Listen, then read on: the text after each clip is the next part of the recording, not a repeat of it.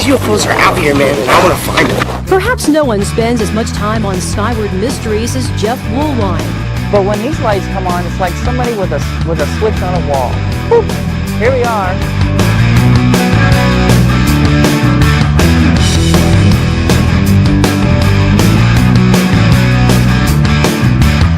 Woolwine's tours are free too, and you're free to believe or not.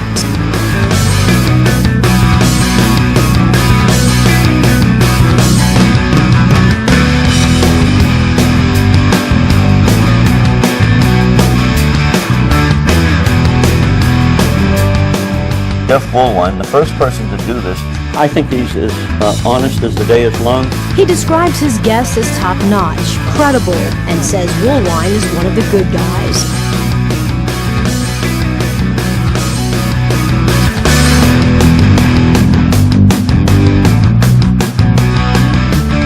Whether you believe in UFOs or not, there is something here. And they were here a long time ago. And their sightings is recorded on the mountain.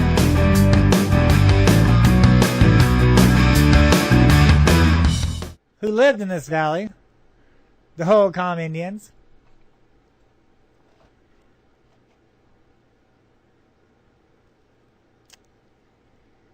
And I remember seeing a Native American tour guide. He works down there at the Pueblo Indian Art Museum in downtown Phoenix.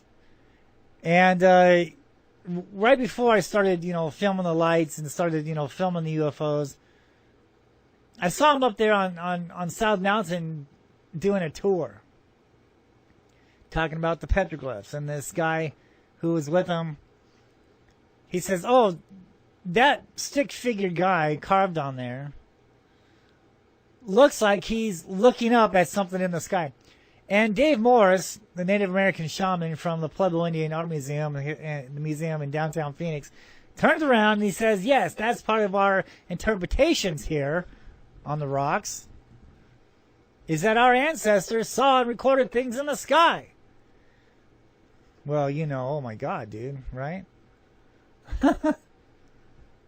So this is like, what, 10, 11 years after the 1997 famous 1997 Phoenix Lights happening, Phoenix Lights spread.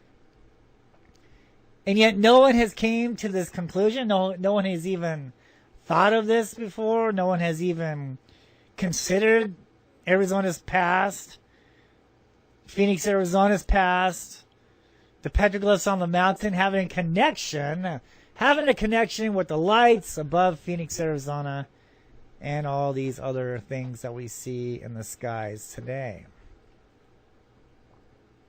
I wouldn't have thought of that before, dude. I was like, what? Wait a minute. We have strange markings on the rocks out there, and we have strange lights in the skies, man. Come on. Doesn't take a brain surgeon to figure all this out.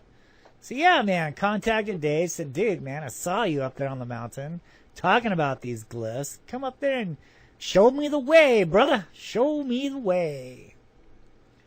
Went up there, we started talking about lizard men, started talking about doorways to the underworld, started talking about giants. I mean, oh my God, dude.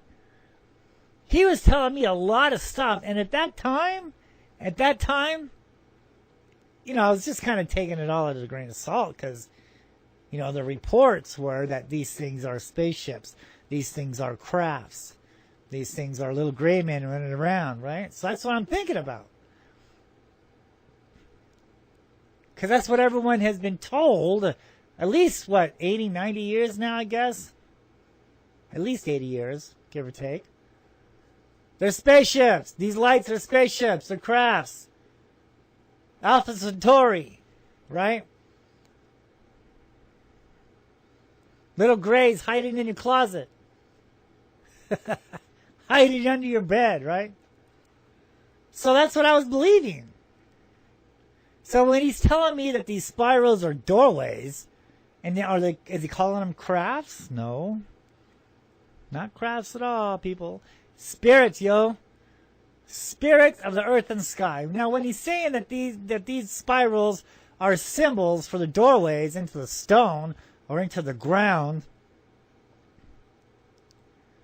I'm thinking, how can a damn spaceship, nuts and bolts technology, for one, get into a rock? For another, he's telling me that the crack there, that this symbol is pointing at, this spiral is pointing at, is a doorway, right? So how can a spaceship get into that low crack, dude? How can a spaceship go into the ground like that?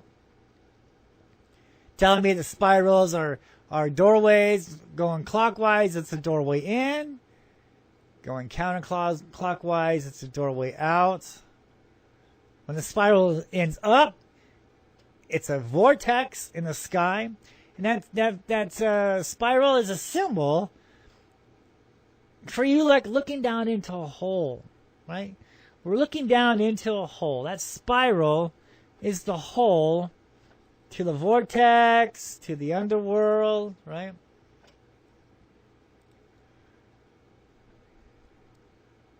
So I'm watching these things coming and going through the whole years of 2005, 6, and 7 out there on South Mountain. I lived out there on the east side of Phoenix, man. Right there, about a mile away from South Mountain. I lived there.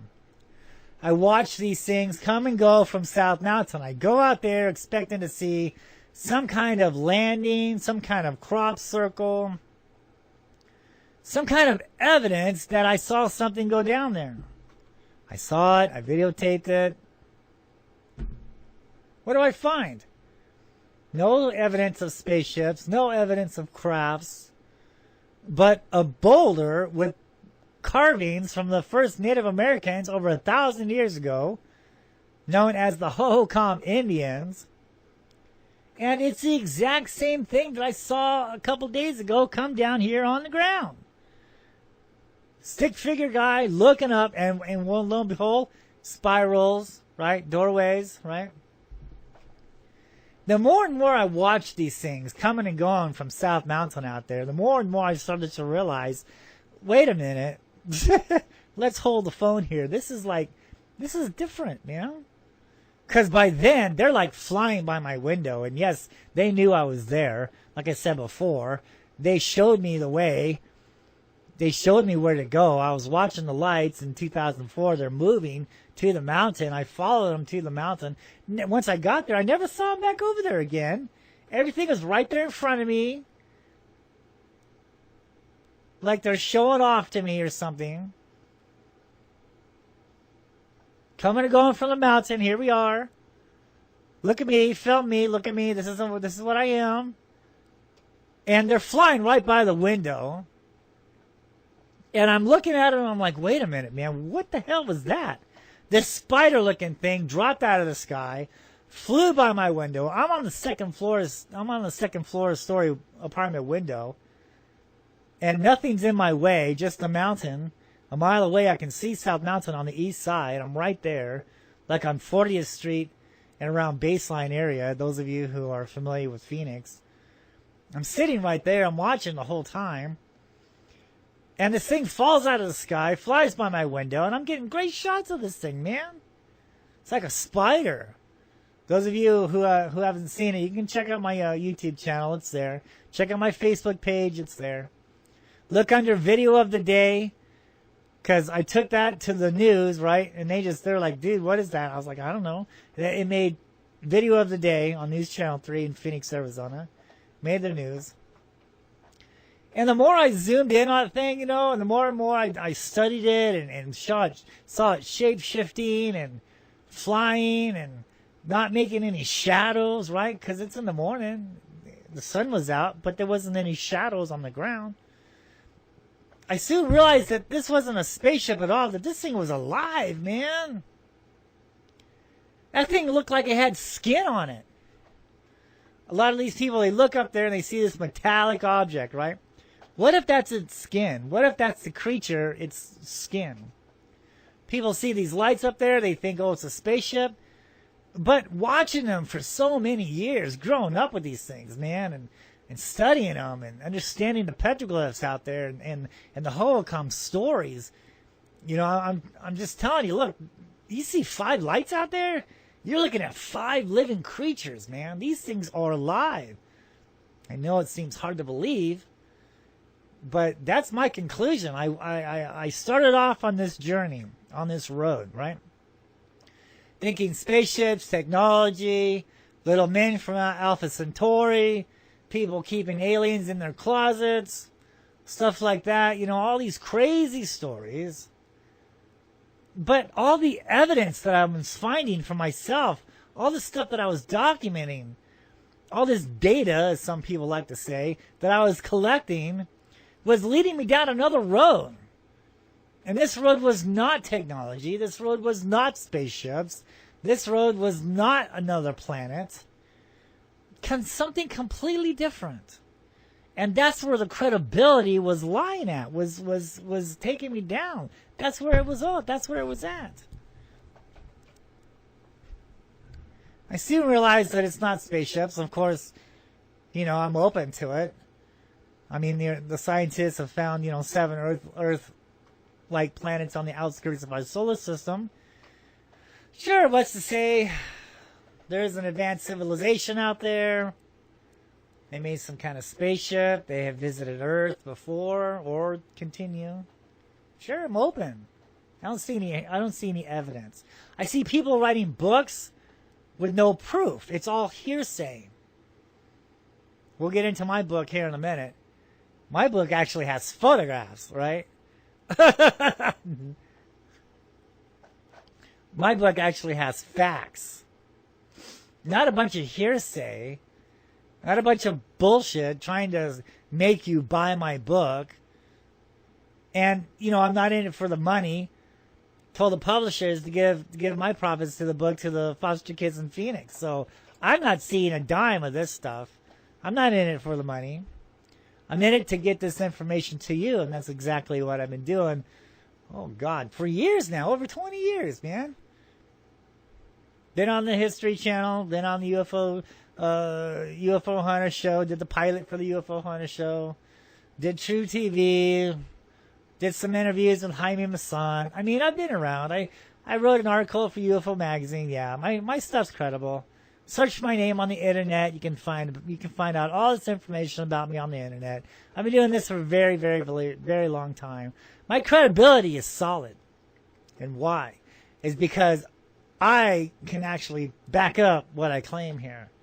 And it's through 15 hard research years in Phoenix, South Mountain, Phoenix Lights, Phoenix Library, going into the files of Phoenix, Arizona, trying to figure out the story of the South Mountain. Finding out the first park ranger of South Mountain. Who knew? Who knew about the tombs on South Mountain that I've discovered? Who knew about the altars on South Mountain? Talks about the sacrificing going on in Phoenix, Arizona for these Phoenix Lights, for these creatures in the sky. Notice how I say creatures now. I'm not saying crafts. Because I don't believe they're crafts at all. There's no evidence of crafts.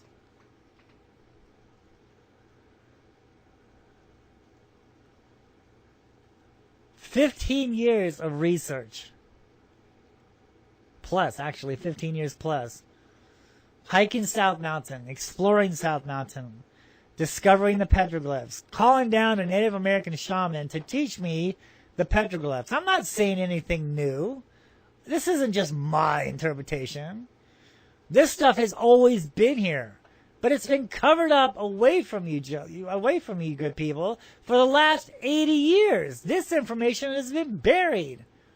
Because Holberg, when Holberg was alive back in the 1940s, or excuse me, 1930s to late 40s when he passed away, he was the guardian of South Mountain. The Indians at that time told him where gold tombs were buried at. He was there to protect them. They told him how the Mayans were here in Phoenix, Arizona, in which I'm finding evidence of Mayans here in Phoenix. I'm finding their petroglyphs, their carvings. Talked about the Spanish conquistadors, how they were here, and the archaeologist doesn't even believe that the Spanish came through here, but yet Holberg did. And in my book, you can find evidence that I found out there, the artifacts of the Spanish conquistadors. You can see that in my book. It's still there. All the evidence is still there. You just got to go out there and search for it, and know what you're looking for and understand. See, I didn't have any of this when I was going into this. I had to learn all of this.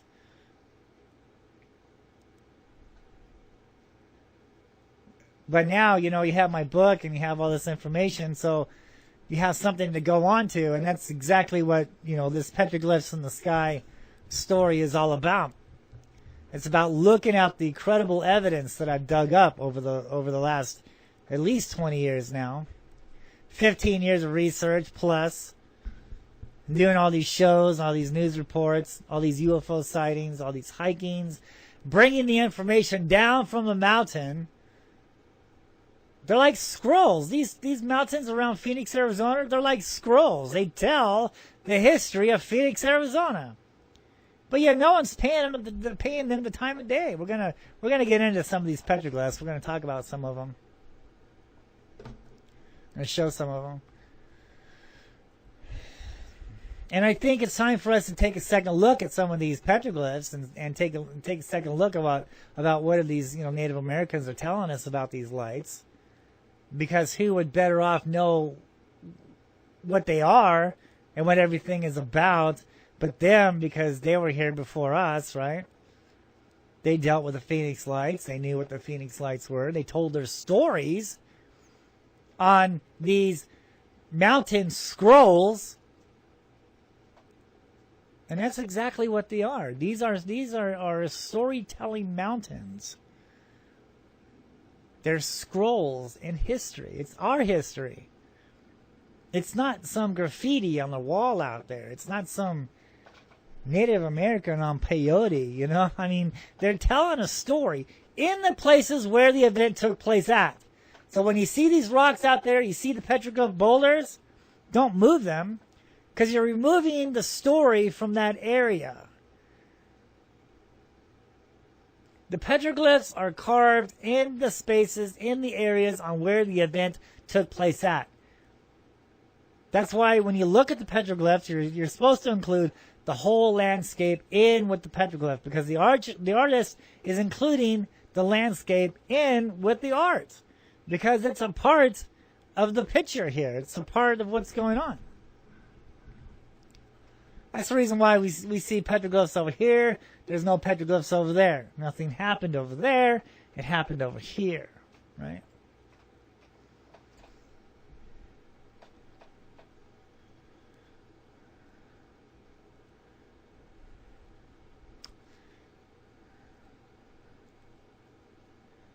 I just find it fascinating on how, you know, all this information was just buried and covered up. And, you know, because after, I mean, Holbrook told people, he did tours on South Mountain like I do, passed out little flyers on my YouTube channel. There's a link on my YouTube channel to my website, and there you can see Charles Holbrook's writings. He used to pass out this little folder, and all this information was tucked away in the Phoenix Library. That's how I discovered that there was a Chinese wall supposedly built out there on South Mountain. From the old maps that I found on South Mountain. From the library. So after Holbrook's death, you know, all this information was buried away and tucked away. Why? And they made South Mountain a government park. So you can't go up there and start digging around or you'll go to jail. Because if you do, you're going to discover all kinds of things that the archaeologist does not want you to know about. This is why they want you to stay on the trails. They don't want you to go off the trails. Because when you do, that's where the answers are. That's where the information is. That's where the history is.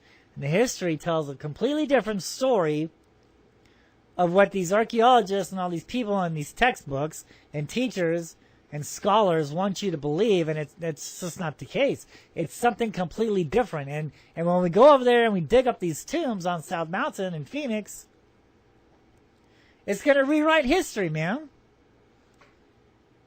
And I think we need to open up at least one tomb. Those of you who are over there in ASU college, those of you who are practicing archaeology, I got a dinger for you, man. I can show you where the tombs are. We need to go over there and dig up at least one tomb. Okay? Not all of them, because some of these legends and stories say that the Phoenix Lights is guarding some of these tombs. Well, not some, but all of them. The Phoenix Lights is guarding these tombs on South Mountain. Because the whole information on this is because eventually the Mayans are going to come back and reclaim the gold that's on South Mountain. So all these things in the sky, the feathered serpents, the flying diamonds, the Phoenix Lights, the flying orbs, all these crazy things are watching the gold on South Mountain. They're protecting the gold. Read about it on my website. Charles Holbrook talks about this. Why would the first park ranger, a credible man, talk about these crazy things up there, guarding these things, and his son writes in a book, his son wrote a book, talks about what Charles did, and his son writes on how Charles was taking care of the gold. Protecting the gold. Chasing gold seekers off of South Mountain who are digging up the gold. And that's another reason why they buried the stories, because they don't want people like me, people like you, going up there on South Mountain looking for the gold anymore. You know, because it'll, you know, like I said, it's going to change history, you know, for one. And there was a story too that, you know, there's a newspaper clipping on one of my past shows. I talk about how there was an old man up there looking for the gold, and he had to get air rescued from a helicopter, and he's up there looking for the gold that, you know, his dad promised him, that was buried up there on South Mountain in Padre Cave. You can go check out, you know, that past show. So, you know, and Holbrook, Charles Holbrook, wasn't just like an everyday Joe. This guy was, I mean, he was only 5 foot nothing, and packed some pretty big 6-shooters on his side, you know. But he was a small man, but he was a big man in the park ranger field, I guess you could say. Because I found information on him, not only in the Phoenix archives, but also in California archives. There's a library there that I found information on, and Utah, New Mexico. You know, buried. All his information was buried in all these, you know, all these time capsules or whatever, all these, you know, libraries and folders of his work, of his information. So he just wasn't some everyday Joe Blow. I mean, he was a respected guy in this field. And for him to come out there and start saying, you know, look, you know, the Mayans were here, the gold tombs are here, you know, the 4 crosses are here from the Spanish conquistadors. The Spanish conquistadors were here. All this stuff, then you know it was true. For a whole year, I'm out there on the mountain. And I'm finding all this stuff, right? Because I've dealt with the archaeologists. I've been on the news with the archaeologists. You know, and that didn't get anywhere. You can go see that interview on my YouTube channel. Some of my past shows, and he's just blowing smoke up people's butts. You know, I talk about that in my last show. And so I don't know. I lost my thought. What you even have is, you know, but Charles Holbrook, after he died, you know, he passed away. Oh yeah, the Spanish conquistadors. The archaeologist doesn't even know, doesn't want to admit that the Spanish were here, but Charles Holbrook knew that they were here. And the city of Phoenix, there's a carving out there, and from the Spanish conquistadors, and the city of Phoenix was going to go in there and remove that rock. They were going to remove that petroglyph and stick it on some street corner or something. And Charles Holbrook pulled his guns out on the construction crew. I was like, you guys ain't touching that rock, son. You guys ain't moving that boulder, man. And it took many, days and arguing with the city of Phoenix, but eventually Charles Holbrook won. And to this day, there are bars that are erected around that petroglyph so no one can touch them, so nobody can ever move them. From the first Spanish conquistadors. We're going to talk about them here on the show also a little bit on their petroglyphs. I found a petroglyph that we're going to talk about.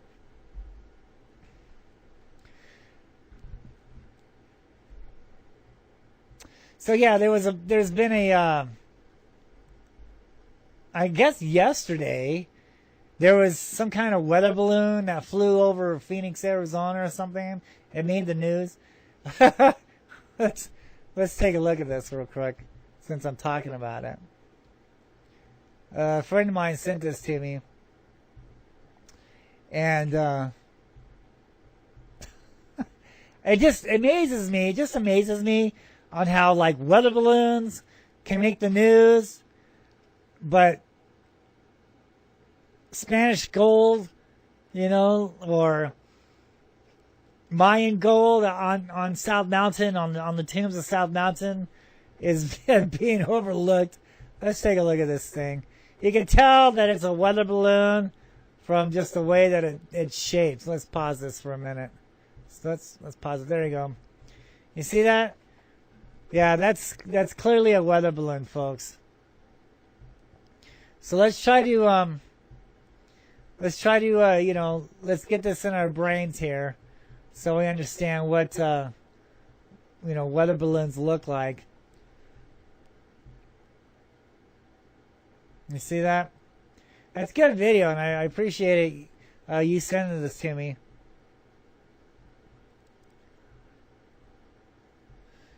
But yeah, how weather balloons can make the news when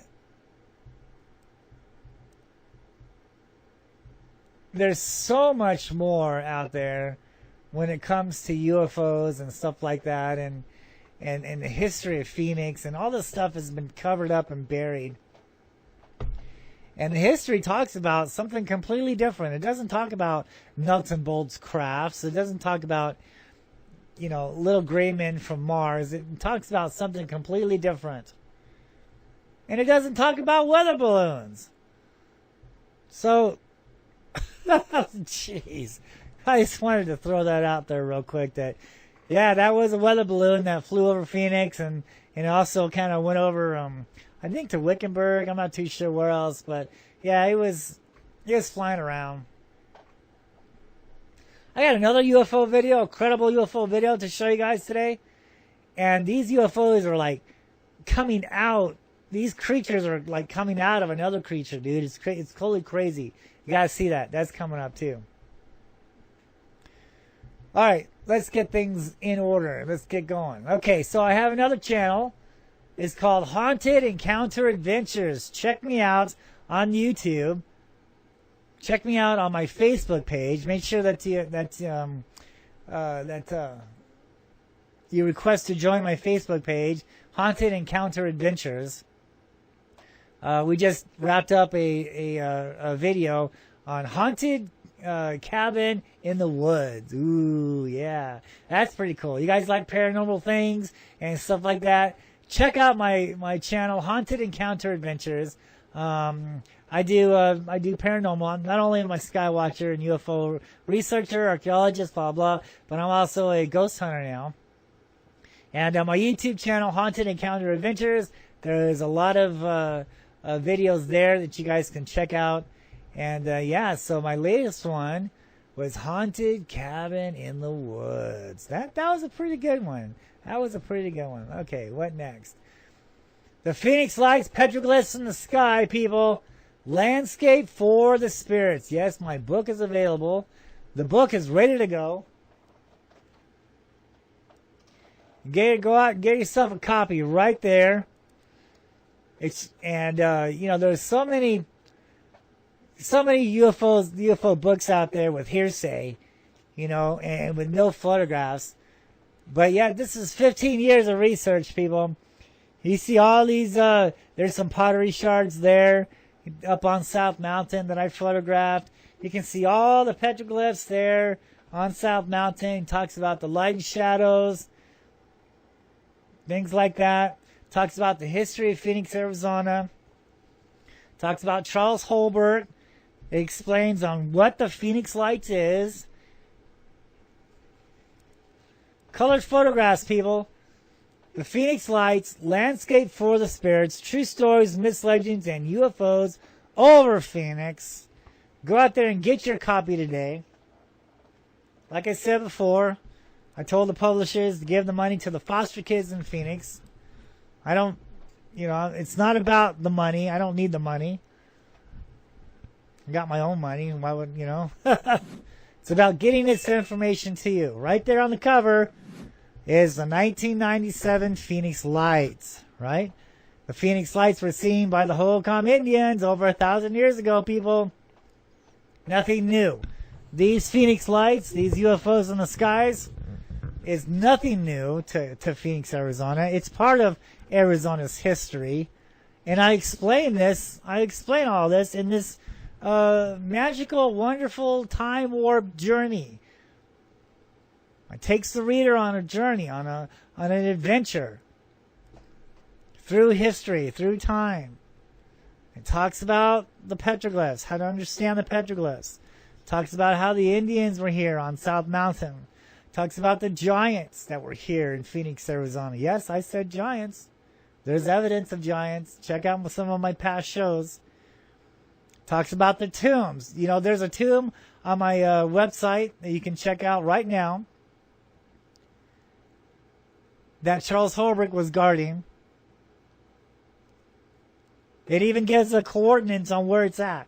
So anybody who wants to go out there and get ballsy and start digging it up, I'm all for it. Go for it. Do it. Let me know what you find. Don't get caught. I think like I said before, I really think the ASU students out there in that college needs to be a project for them to do. Check it out. Phoenix Lights, Petroglyphs in the Sky, Landscape for the Spirits. True stories, myths, legends, and UFOs over Phoenix. Pick up your copy on eBay right now. Pick up your copy on ebooks, stuff like that. For Real Watchers Radio Show. What's up, guys? Like to talk about these guys. These are great guys. Get a hold of them for any topic you guys want to talk about, whether it's ghosts, whether it's UFOs. Contact these guys, Jerry and Britt.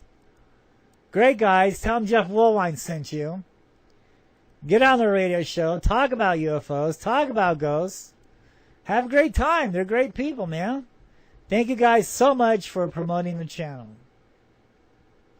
And thank you guys for sharing this channel and subscribing to the Phoenix Lights Petroglyphs in the Sky down below YouTube page. Make sure you find that, the Phoenix Lights Petroglyphs in the Sky. It's all one word, not just Petroglyphs in the Sky. That is not me. That is a hoaxer. That is a wannabe. He's stealing my stuff.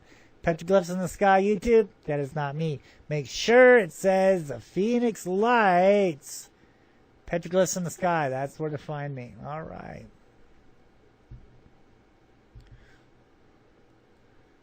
Vulture City Paracon Part 2 coming at you live out there in Vulture City. Lots of great speakers. I'm going to be one of them. This time we're going to be doing the first ever UFO hunt. Coming out here. Get your tickets fast. October 8th, 9th, and 10th. I believe I'm doing the Skywatch on the 10th. I think I should be on the 8th. I'll be there on the 8th too. But I think I'm doing the Skywatch on the 10th. Get your tickets early because they're going to go fast. Come on out here. Let's do a ghost hunt. Check it out with Jay Marie Yates. Great people. Get a hold of them for your tickets. Contact the Vulture City. Get your tickets there also. Come on out. Let's do a meet and greet. Bring your books. I'll be doing autographs out there. Talking about UFOs. Come on out. Let's talk about petroglyphs. Let's talk about history. Let's talk about the Phoenix Lights. Going to be a great event. Vulture City, Paracon, Part 2. I was there on the first one. It was great. So this one is going to be even better. It just keeps getting better every year. Great speakers, great vendors. You're going to have a wonderful time. Come on out. Vulture City Mines, Paracon Part 2. And let's have a great time, you guys. All right. Let's get into it. Let's talk about these petroglyphs on South Mountain. Now, here's one. Here's one here. Look at that coyote. See that coyote there? He's looking up at these UFOs in the sky. Is he looking at crafts, ladies and gentlemen? No, he's looking at orbs. There's an orb right above his head there, a little orb. It's not a spaceship. It's not a craft. Not technology. This is a prehistoric photograph of what occurred on the mountains of Phoenix, Arizona, especially South Mountain. Looking up at orbs. The coyotes would tell you. The coyotes would tell you, oh yeah, we see them all the time. It's nothing new. Roof. Because it is. It's nothing new. It's nothing new to history. These Phoenix lights, these UFOs in the sky, it's part of history. They're not from another planet. I'm gonna give you a little secret here. This is their planet also. Did I say that? They're not from another world. This is their world. It's not extraterrestrial. It's interterrestrial, yo. These things are from here. So much evidence to suggest this. Here we have a spiral over here to the upper left. Little curly Q. Orb and some other UFOs right there. This coyote is looking at.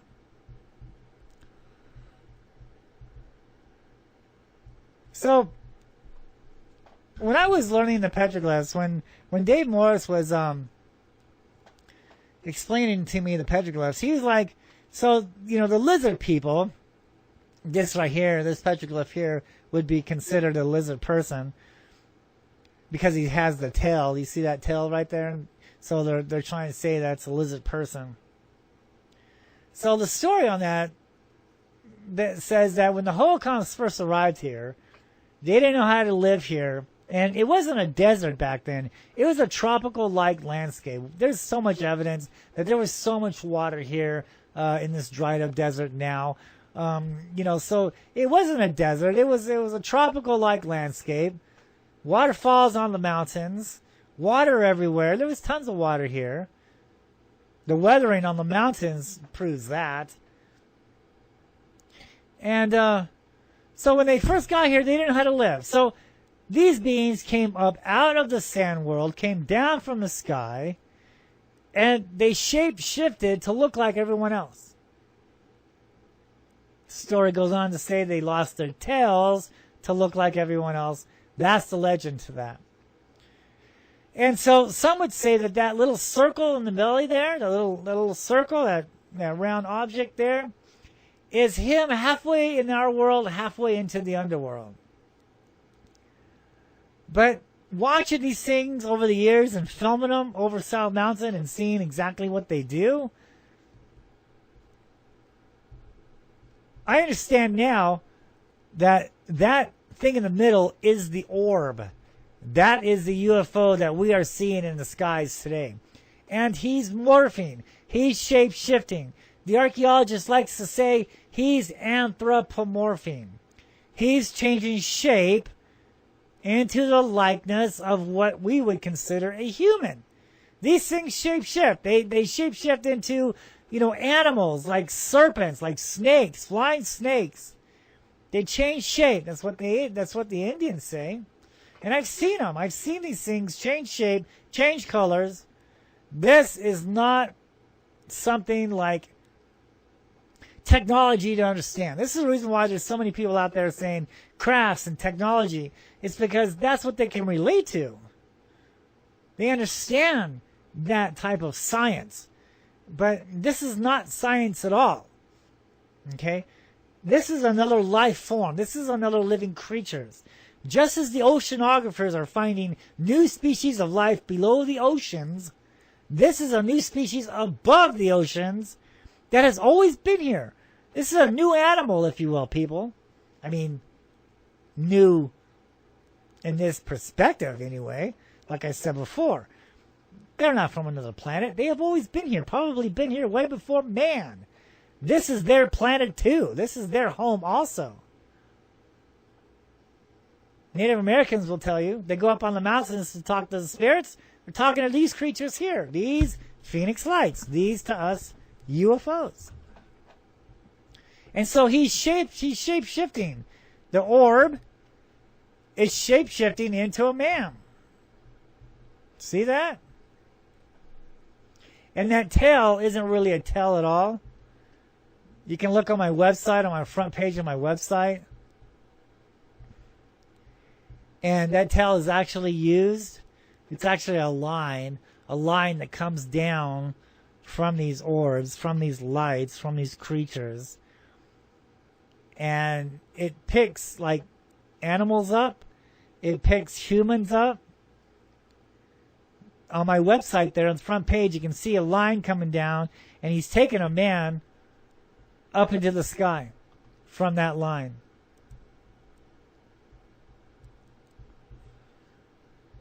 This is on Holbrook Trail in South Mountain.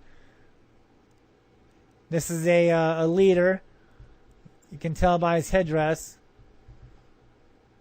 And a coyote, or not a coyote, excuse me, a billy goat looking up at a flying serpent. Now, remember I said in the beginning that, you have to look at the petroglyphs, and include the whole landscape? On this panel here, this is high. Okay, this is facing east on Holbrook Trail, at like the end of Holbrook Trail, high up on the ridge. So you have to look up. That's the whole point. Okay, so you have to look up to see this glyph. Why?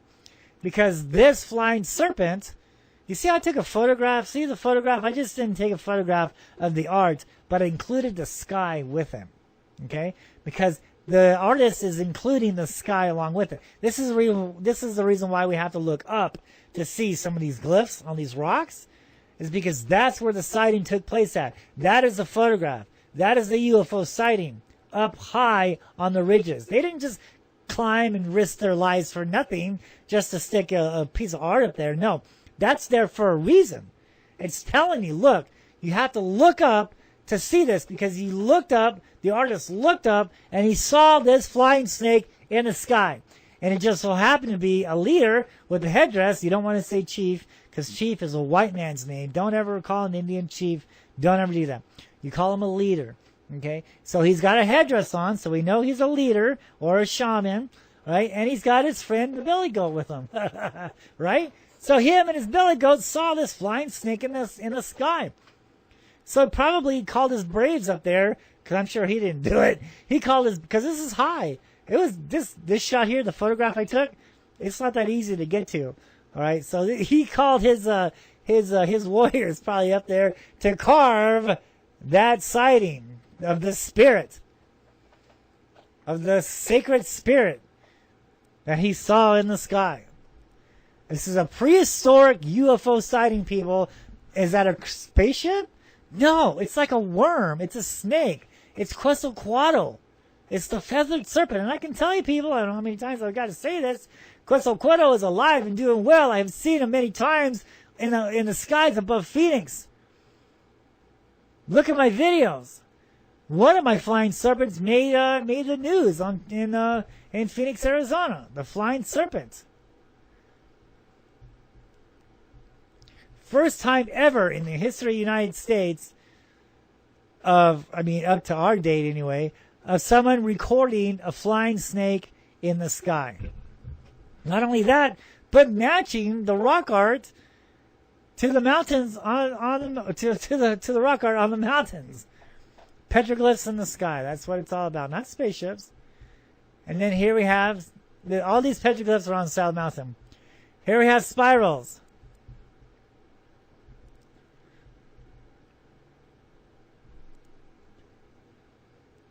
And what are these spirals? Anyone? Anyone? Anyone? Economics. Something economics. Voodoo economics. No. No. Watching Ferris Bueller too much. Bueller. No, man, they're doors. Look at that. They're doors. These spirals are symbols of doorways into the stone.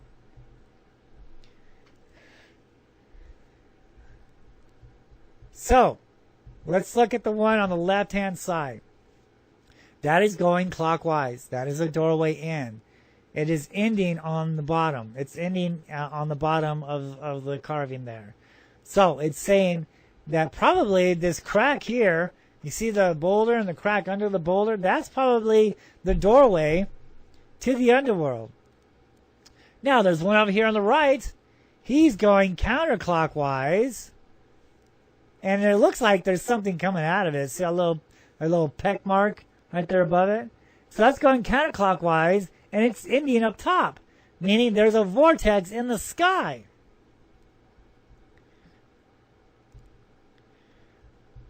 So the Native Americans say that they're going down into the underworld, right? And I've seen these things. Because at first I'm like, dude, how's that possible? But once you see it and realize, you know, what you're dealing with here,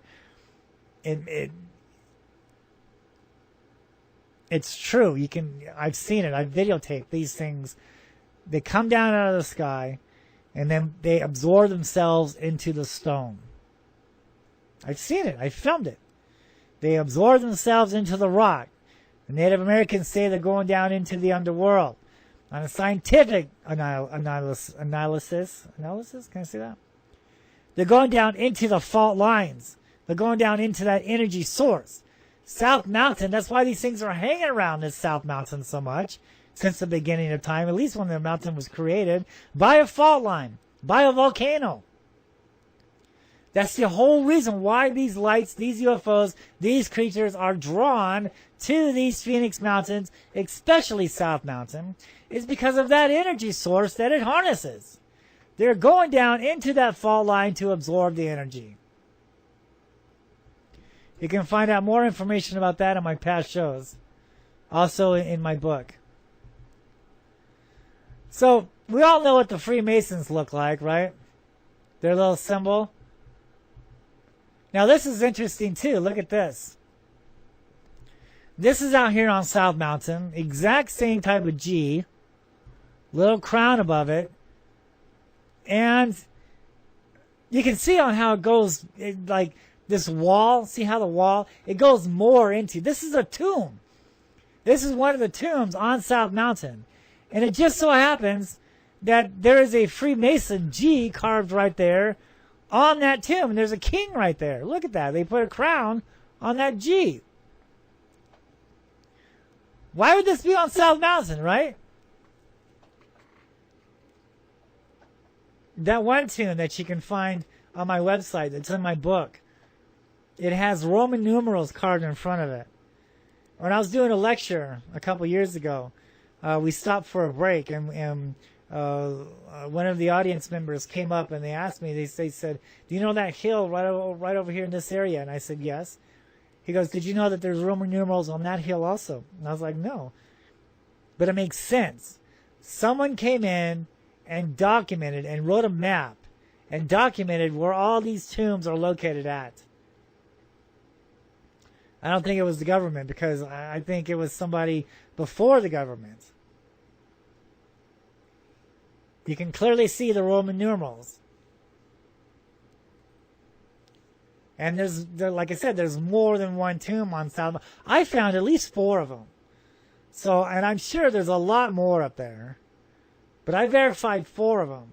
And Charles Holbrook writings verified that there's tombs up there. The first park ranger, why would he say that? Why would he document that? Why would he put that in his journals? Why would he tell everybody that? If it wasn't true, why would he be chasing people off the mountain, digging for the gold if it wasn't true? Yes, it is true. There are tombs on South Mountain, folks. And it's full of gold. Maybe something else. Find out more in some of my past shows. I talk about that. But here we have a Freemason G on one of the tombs. Is that interesting or what? What's up with that? But there it is.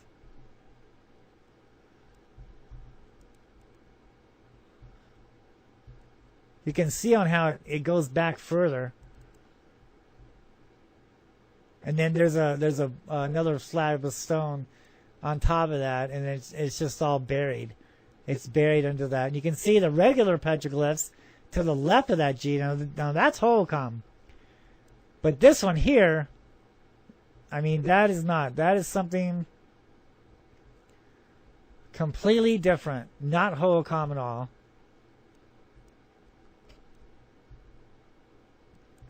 This one is on this petroglyph is located on South Mountain, on Holbrook Trail. And look at the guy right there, the bow tie guy, with his arms raised. See that? And his legs are crooked, so everything is for a reason. All right, it's not just some random drawings, okay? And he's a bow tie. He's a bow tie because he is a UFO spirit. He is a creature. He is not a man. He is a spirit. He is a UFO. He is like a barbell UFO. There's tons of barbell UFOs carvings on the mountains of Phoenix, Arizona. I have filmed many, many, many barbells in Phoenix, Arizona, and I've seen these bow tie entities also in the sky. Now look, he's morphing. He's morphing into what looks like a man. Now those bent knees, his legs, that's not just bent knees. That's a sign of energy. When you see his legs bent like that, it's a sign of energy. Not that he has bent knees. It's an energy symbol. Over here we have a spiral. And look at that. Look at that. Is that a lizard man coming out of that spiral doorway? And is that an orb in his belly? Is it actually an orb that is coming out of this doorway? It's coming out from the underworld? Is this a UFO orb? And is he morphing into what looks like a man? That is a photograph of what was seen in Phoenix. We have the swastikas. And, I'm sorry, but these swastikas, these were a Native American symbol way before anything else. Also India uses the swastikas. But where did they get this idea from? From the sky. These swastikas are these UFO creatures. That is where this symbol originally came from. It came from the sky. Because these swastikas are these creatures. It's two serpents connected together. We have another lizard type man to the left. Has an orb in his belly also. And he's coming out. He's coming out of the stone. See this here? That's the doorway. There's more petroglyphs here. See this there? See that? That is another energy symbol.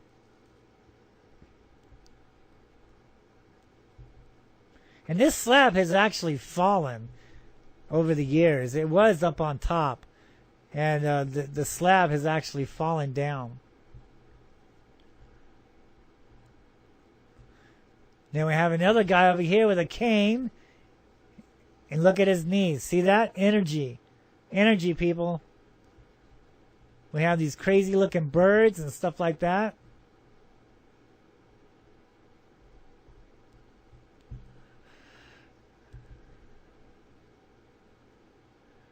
And then we have this zigzag pattern up there. And all these UFOs, all these creatures is around this zigzag pattern. Not only is it a symbol for energy, but it's also a synergy for the mountains. For the mountains in the background. Those pyramid hills is where these entities are coming and going from. You can see a guy right there. The coyote is up there, looking up.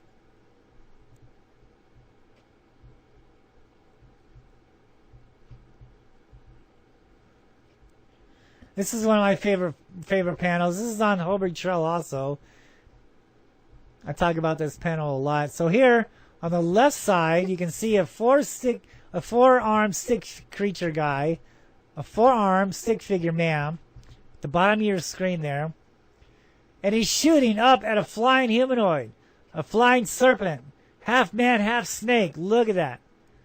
You can actually see the dots coming out of that staff weapon, shooting up at this flying serpent. We have another guy over here with a bow and arrow. He's shooting at something high in the sky also. Unfortunately, this petroglyph was taken out. We have all these other serpents. All these serpents in the sky. See that? We have an orb there. These coyotes on a line. We have a guy over here holding a spiral doorway. Then we have another guy pointing the way to the left.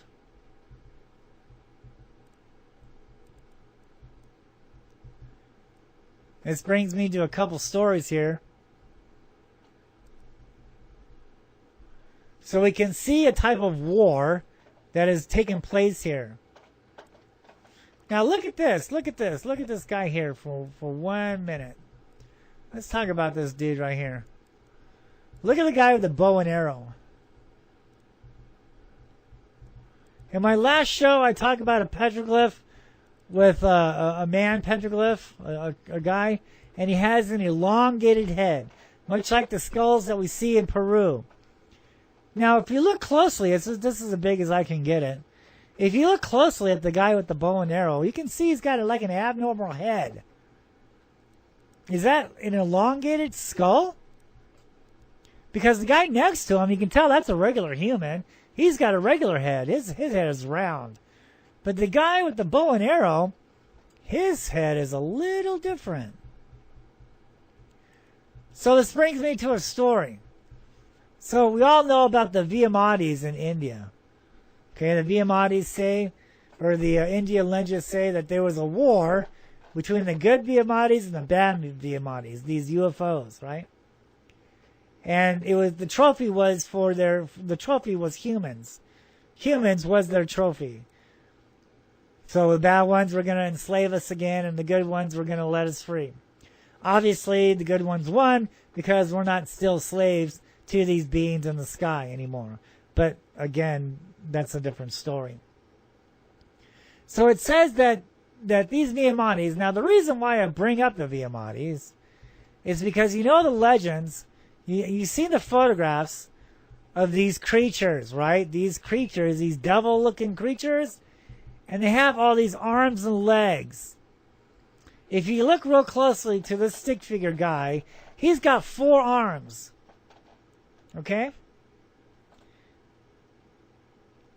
So the Vietnamese say, or the India legend says, that these Vietnamese, these creatures, they had these magical staff weapons. And they were able to shoot at these creatures in the sky.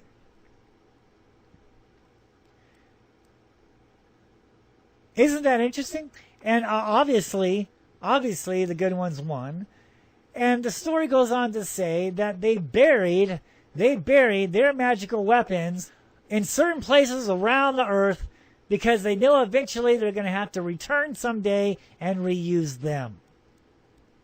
So here, completely on the other side of the planet, we have a story of a being with 4 arms and a staff weapon of sorts, shooting at a flying humanoid snake in the sky. You see the pattern I'm developing here? You see the coincidence here? Isn't this interesting? The Indians say, the India people say that the Vietnamese, they have different arms. They have many legs, many arms. Now they have these staff weapons. So what if some of these tombs on South Mountain hold some of these magical staff weapons to shoot at the Phoenix Lights?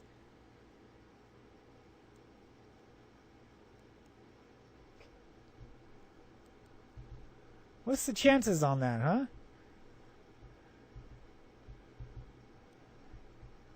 Now that's not the only guy that I saw here like that on South Mountain. There's another one there's another one on the east side of South Mountain that I discovered, that I found, and he's actually shooting at a dinosaur. East side of the valley is Mesa.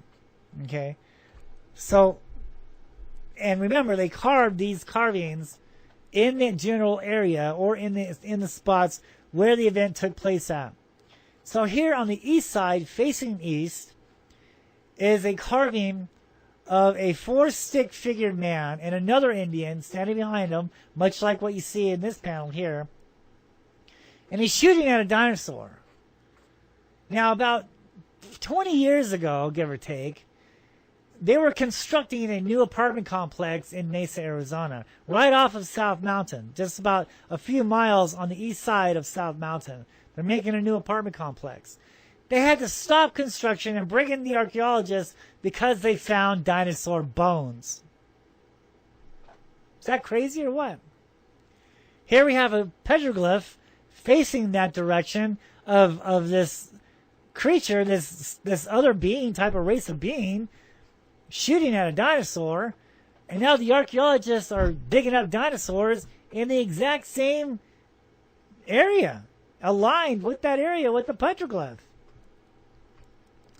Another story here on this panel also, as you can see, is like, you know, it seems like they're doing battle here.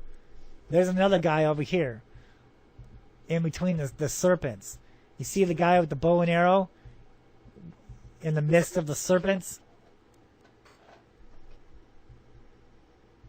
So the archaeologist wants us to believe that the Hohokam people were just a simple peace-loving people who never went to war with anybody, who lived here 1,000 years, who were masters of the canal system for their day, and they simply walked away. They left this area, they left this valley because of drought. Now, if that's the case, we will be able to find them where they went. But yet, they didn't take anything with them. They left all their belongings here and simply vanished without a trace on where they went to. There's no evidence of them migrating somewhere else. The petroglyphs and the oral traditions from the Native Americans here, from the old Indian shamans that I've talked to, say that their ancestors didn't walk away from their land. They were taken away from their land by these creatures in the sky. Some say that the devil came from the east and took these people away. There was a war. There was a war going on, and you can see the guys with the bow and arrows, and they're shooting at things in the sky, and there's a guy right there in the middle of your screen in the midst of the flying serpents, and he's trying to shoot at these serpents.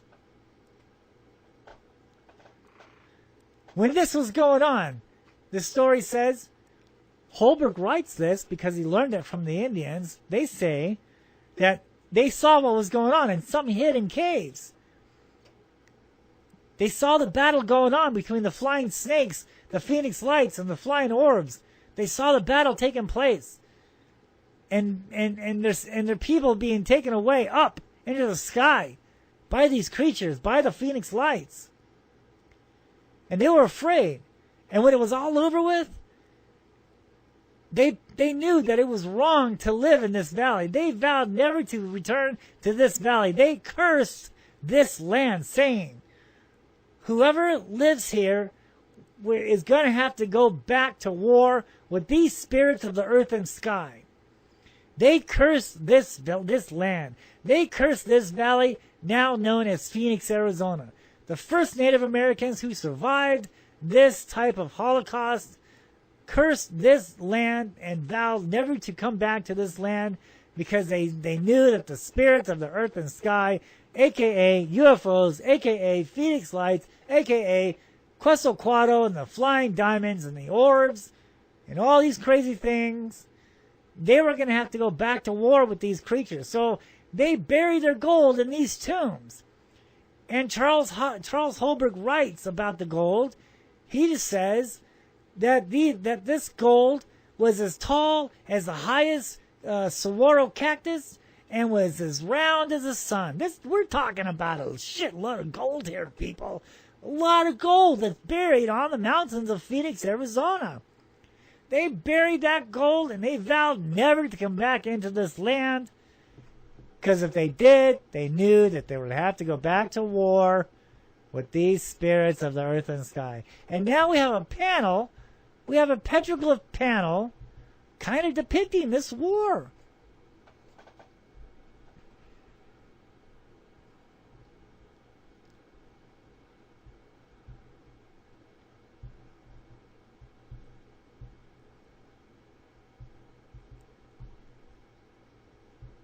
Find out more in my book about that.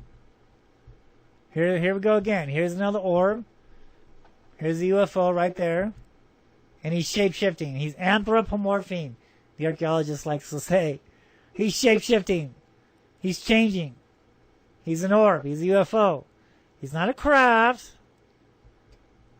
He's a living being.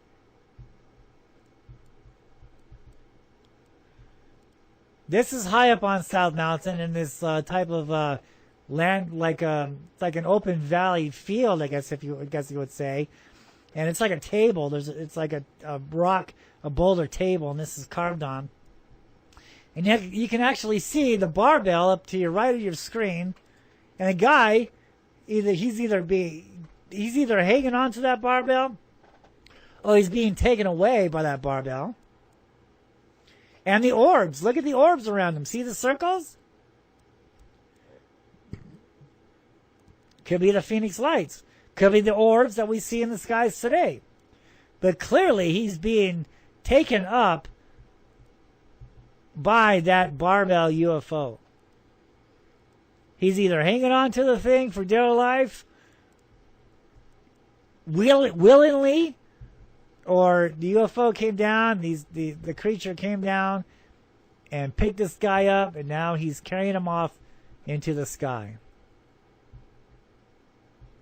This is South Mountain. This is Phoenix, Arizona. We're talking about our history here. You're not going to find this from the archaeologist. The archaeologist is not going to talk about this. You're going to only find this information here, folks. Now that you have all this information, what I'm talking about, pick up my book. Contact me. I'll tell you what the tombs are. Go out there and investigate it for yourself. That's what the whole idea to the show is. That's what the whole idea of the Petroglyphs in the Sky is. I'm bringing this information, this credible data to you. Data. This information to you. I'm bringing this information to you. Now it's up to you. You need to go out there and check out all this stuff for yourself. And if you can't, then I'm bringing all this information to you with my shows, with my UFO sightings, with all the things that I've done on the internet, the radio shows, the cable shows, the history channels, all these things, I bring this information down from the mountain to you. Okay, so we're talking about the Spanish conquistadors, right? So here's a carving of a king. Look at that. This is not Hohokam. Look at that. This is not Hohokam.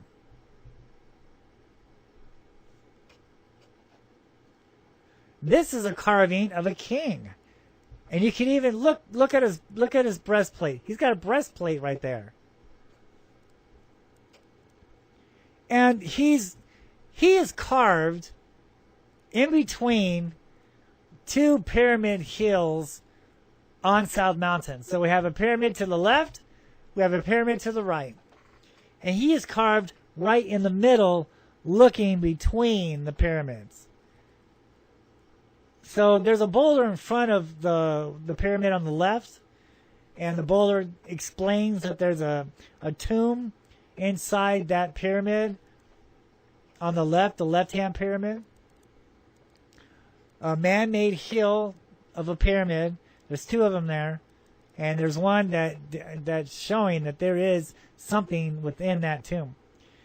Now, when you look at these petroglyphs, to understand the story and to understand where to go next is by the direction the petroglyphs are facing.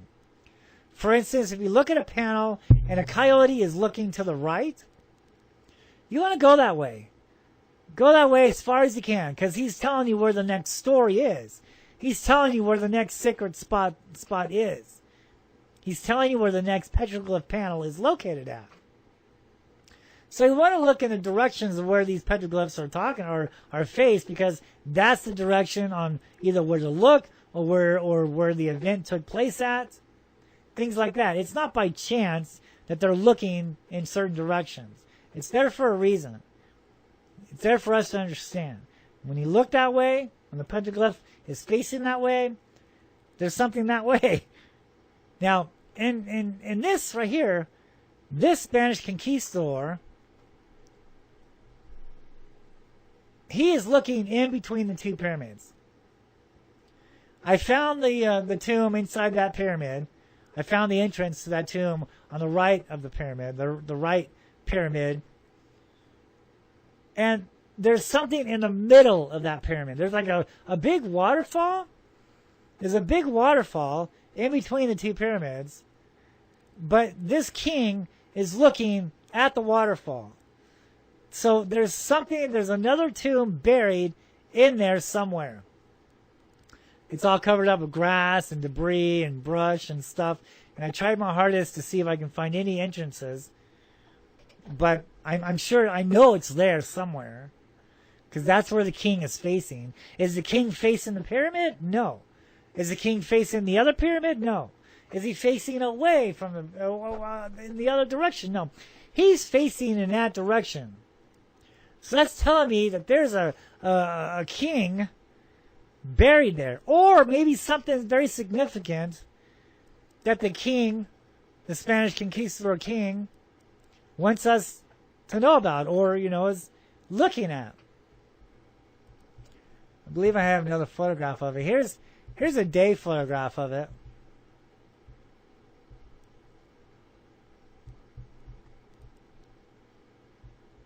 That night photograph is pretty good.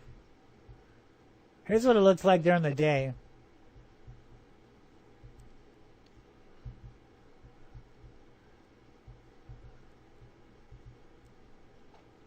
You can see his eyes, see the breastplate, you can see his ear, and you can see his crown. So I'm going to tell you a story that's in my book. So while I'm hiking out here on South Mountain, I used to hike with a friend of mine, and he was telling me that when his dad was younger, that his dad was playing hide and seek up here on the mountain, and he said that his dad ran into this wash, this dried up sandy wash, and he ran behind this tree to hide, and when he did, it was like this huge open chamber. It was like a cave, and this boulder was placed in front of it, but he was able to squeeze past. There was like an opening there, and he was able to squeeze past the opening. He says when he did, he looked down, and it was carved out steps going down into this chamber. Okay, and when he looked, there was a light coming from the top of this chamber down on the floor, and when he looked around in the room, because the sun was coming up from the top of the roof, of the top of the cave, of the chamber, the light was coming down, illuminating the opening, illuminating the cave, the chamber. And when he looked around, he saw chains on the walls with Spanish breastplates and helmets. This is on South Mountain. He said he got scared. He got the hell out of Dodge. He got out of there. He never went back to it. Well, he told his friend that. His friend told me. And for about a week and a half, we looked around in this area. We found the sandy trap. We found the dried up wash, the sand. We found the tree. We found the cave that he was talking about. We found the big boulder that has been placed in this cave. And you can tell that this stuff was carved out because they left the debris. They took all the debris and they threw it out, probably at that time, because there was a river right there. There's like a little wash right there. And they had thrown all the debris into that wash. Well, it's dried up now, and we can see it. We can see that wash there now. We can see the big carving stones, boulders that were, chiseled out and thrown there. And this huge boulder placed in the entrance, and this little crack. Exactly how he was describing it. Now, Phoenix has these dust storms. They're called haboobs, all right? And so it kicks up all this dirt. So we're talking about at least 70 years, when his dad was a kid playing in Phoenix. So it had 70 years to not only, cover up, what has already been covered up, all this dirt. So now there's like about 2 feet of dirt now, a floor that comes up to this opening to the cave to where that boulder is, and you can still see a little crevice, a little crack on where a young boy could actually squeeze through there. But now, over the last 70 years, there's been dirt, from these haboobs and dust storms that has been pushed up in there. But on the top of the boulder, there is still an opening up there. And there's petroglyphs, not by the Indians, on the left side. There's some kind of markings on the left side of this entrance to this tomb. So I remember his dad saying, well, there was a light coming from the top of that chamber.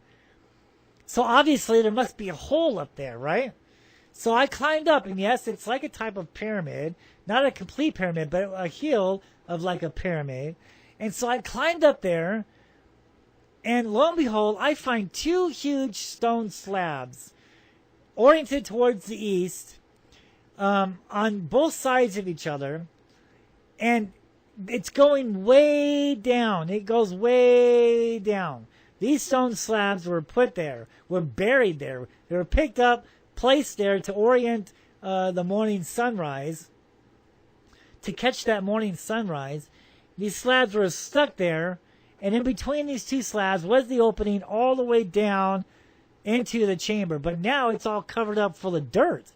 All I saw was just dirt. It must have been about 6 or 7 feet down, and the rest was dirt. So that kind of verified everything. That there's there's an opening there, and we found the entrance. That old tree is still there. The boulder is there. So I'm doing a tour, right? I'm doing a tour with this family, and this little boy is with us, and we happen to take a break there, and I'm telling them this story. We're at the site, we're at the tomb, and I'm like, hey, do me a favor. Here's a little flashlight. Climb up on that boulder and let me know what you see, right? So he did. He climbed up on the boulder. He looked around over the boulder, shined that flashlight in there, and lo and behold, he's telling me, yeah. He goes, there's a hole back there, but it's covered up with the dirt. He goes, I can see the entrance to the hole. It goes back. There's more, there's more entrance. There's a cave back there, but it looks like it's all covered up in dirt. I'm like, oh my God, dude. I was like, what you just discovered? You did it. I was like, you're the first one to actually see that in like 70 years. You actually verified that there's a tomb there. Because you're small, you're able to climb up on the boulder. You looked, you got the flashlight. Oh God. I was ecstatic. I'm like, dude, you did it. I was so proud of that kid. I was like, dude, right on. You climbed up on that boulder. You got that flight. You looked. Yeah, there. You verified that there's a hole. That this is really a tomb chamber. Oh, that was so cool. You can find that story. You can find the photographs in my book. The story is in this book with the photograph of that tomb. You can see it for yourself. You can see the petroglyphs that are carved next to it. You can see the tree. You can see the sand wash that I'm talking about. You can see the entrance to the tomb. You can see the boulder put in the tomb. You can see the structure from the lights coming up from the top. It's all there. It's all there. Okay. All right, so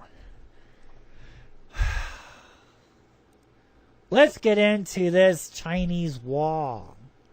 So I'm at the Phoenix Library, and I asked the lady. I went up on the 4th floor to the Arizona room, And I said, give me all your files on South Mountain. And when she did, that's when, I discovered Charles Holbrook. I discovered all these old maps. This is one of them. This is one of the old maps. In my last show, we talked about the 4 crosses up here on your right hand of your screen. That hill are the 4 crosses. You see the 2 peaks there, right there in the middle of your screen. And we're going to talk about most of these sites as the year progresses in this show. We're going to talk about a lot of these sites. We're going to go there. I'll take you there. But now we're going to talk about this Chinese wall. You see that arrow there? It says Chinese wall. Now this was kind of hard to get up to. We had to take Sunset Pass, and we had to drive all the way up there. And it's past the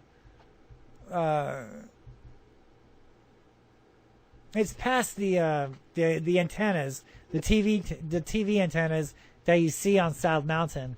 It's just past that, but you have to drive all the way up there on the paved road, all the way up the mountain to get there. And once I got there and I saw it,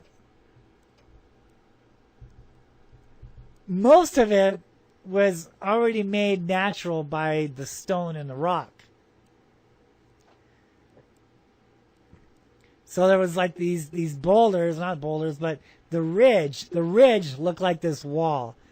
But the rest was man-made. The rest was stacked. I'll show you here. Or of what's left of it. Now vandals has came in and of course destroyed the Chinese wall. Did the Chinese make this wall? I doubt it. But this was some kind of wall at the time.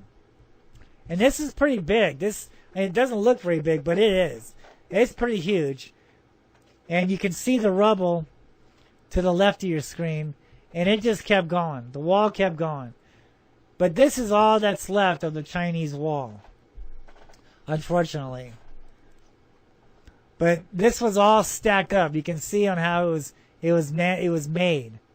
Look on the right of your screen there. You can see the bricks. And vandals has destroyed it. They have pushed it over. And I was so pissed. I was so pissed.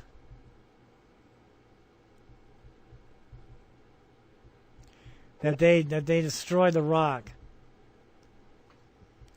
Now some of it is natural, and then some of it was man-made. I think I have another photograph over here. Here's another photograph. This is the only thing left of the Chinese wall on South Mountain. So, it was probably a bunch of kids that went up there and knocked it all down, unfortunately.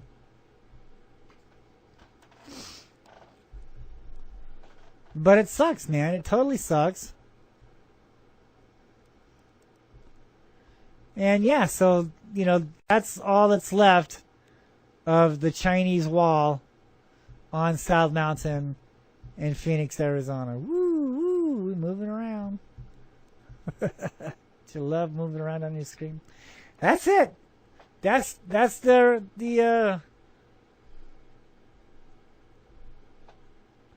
remnants. That's what's left of the Chinese wall. That was located on South Mountain. It's sad too. I mean, because it was totally cool. It was all natural stone up until a point. It came so there was like a ridge and then another ridge coming out from that ridge, and it looked like a wall. And I mean, it does. It looks like it. And then the rest of it was all blown up or whatever, or pushed down.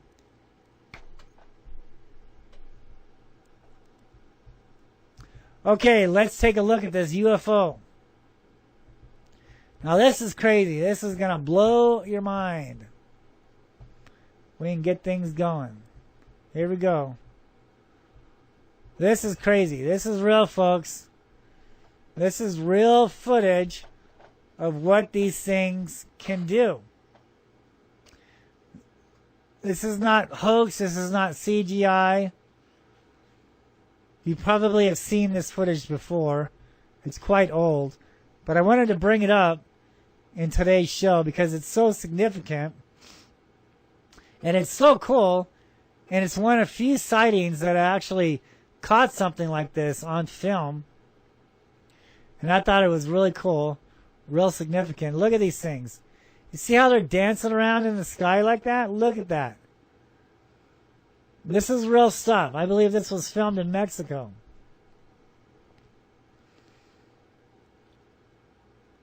This is incredible stuff. And no, this is not spaceships. This is not crafts. These things are alive. They're kind of playing up there. These things are real creatures, if you will. It's not a spaceship. These things are alive.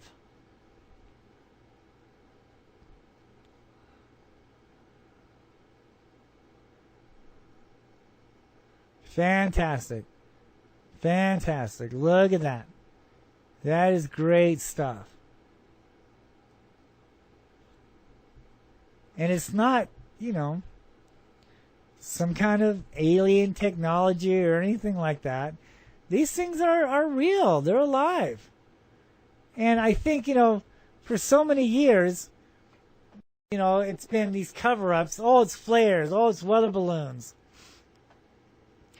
Well, now everyone's seeing these things. You know, even these Air Force pilots are coming out, you know, and saying they saw something and they videotaped this, they videotaped that. You know, and then now they're coming out and they're saying, you know, well, UFOs are real and blah, blah, blah. Some news reports are saying, well, just because, you know, it's UFO doesn't necessarily mean it's a spaceship from another world. Woo! Remember that, folks. Okay, so they're kind of letting you know that, you know, maybe this isn't a spaceship, because they know, at least the people who are in charge, you know what these things are, who has been watching these things for well over, long way before we are. These black helicopters and these white Cessna airplanes, they're watching these things. They know what they are, you know. And so they're slowly but surely telling you, you know, well, maybe it's not crafts at all. Just because it's unexplained doesn't necessarily make it a spaceship. Okay, so is that kind of reading something that's not there? Or is that reading between the lines? I don't know, but from what I've been talking about and discovered since 2005, you know, I'm reading it as they're letting you know maybe it's not a craft at all. It's not a spaceship. You know, it's something else. And yes, it is. It's a creature. It's not nuts and bolts. It's not a spaceship. It's not from Alpha Centauri. This is their planet also. But a lot of people, the only thing that they understand is technology. So I think that will be the next cover-up that we will see pretty soon. Is the government's going to come out and say, okay, flying saucers are real, UFOs are real, but they're not going to tell you, they're not going to go into detail on what they are. They're going to make you believe that they're spaceships instead of living entities, instead of living creatures.